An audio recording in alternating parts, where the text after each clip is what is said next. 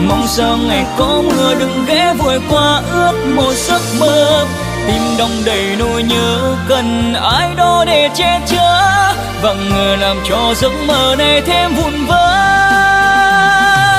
Giờ phải làm sao để giống ngày nào, chưa bao giờ trải qua cảm giác tình yêu phải chịu sẻ chia. Tim anh còn khoảng trống vì em đi rồi phải không? Bây giờ nên chờ hay nên quên em?